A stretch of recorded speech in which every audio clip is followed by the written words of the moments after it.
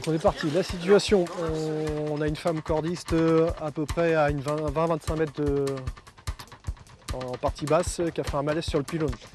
Alors aujourd'hui on est à la Soulèvre, mais pas pour sauter dans le vide comme habituellement, mais pour être au plus près des sauveteurs en milieu périlleux. Aujourd'hui je vais être leur victime lors d'un exercice. Venez avec moi. Il faut que je me mette debout sur la petite... Pourquoi vous êtes ici et à quoi ça sert de faire ces exercices? Sinon je vais faire ça, tac, et voilà. Et dans du structurel, on a de la hauteur, donc ce qui nous permet en fait de s'exercer pour les interventions qu'on peut réaliser au niveau de notre métier. Ça va? Oui, oui. Puis vous descendez tout doucement en marchant le long de la paroi.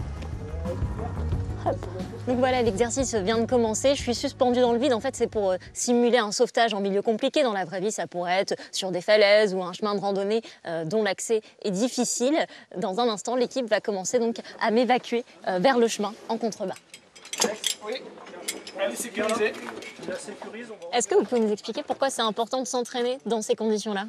Nos gestes deviennent automatiques, plus réguliers, ce qui fait que le jour J, le jour où il y aura une notion de sauvetage à faire, où la notion de sauvetage aura une notion d'urgence qui prime, en fait nos gestes ils sont plus rapides, plus maîtrisés. Attendez, je vais me mettre au milieu. C'est bon, les Et gars. en plus, on rajoute une notion de hauteur, qui est, comme vous pouvez le voir, qui n'est pas négligeable. Du coup, s'entraîner avec des hauteurs importantes aussi, c'est important pour nous. Ici à la Soulèvre, la plateforme est à 61 mètres du sol. Ça rajoute une petite pression de voir le vide, de voir quelqu'un suspendu dans le vide comme ça. Oui, tout à fait. Et puis même, on a beau s'entraîner régulièrement avec des hauteurs qui sont assez importantes, on le sent bien dès l'instant où on coupe et qu'on ne met pas de hauteur, on a toujours cette petite appréhension du vide quand on se met au vide qui est toujours assez, qui est toujours présente. Donc le fait d'être souvent confronté au vide, on devient plus à l'aise et à la fin, la hauteur, on n'y fait plus forcément attention. Ça vous gêne sur les bras? Non. Prêt pour la montée? Ouais. Allez, montez. Pourquoi c'est important pour vous que ce soit quelqu'un de vivant et pas un mannequin qui fasse la victime? On est forcément plus minutieux en fait dans les gestes qu'on va mettre en place. Et le fait de passer, nous aussi en tant que victimes parfois, ça nous permet de nous mettre à la place des victimes potentielles, de ressentir ce qu'elles peuvent ressentir, toute l'appréhension qu'elles peuvent avoir, parce que nous on est vraiment tributaire quand on est victime des gestes que peuvent faire nos collègues. Essayez d'avoir plus de tension sur le rythme que sur le maestro. Un savoir-faire à part entière, à tel point qu'il existe une Coupe du Monde du sauvetage sur corde. L'année prochaine, elle aura lieu à Genève. Cette équipe du Calvados fait partie des rares groupes français sélectionnés. Pourquoi c'est important pour vous de participer à ce genre de compétition? Au-delà de notre métier, ça reste une passion aussi.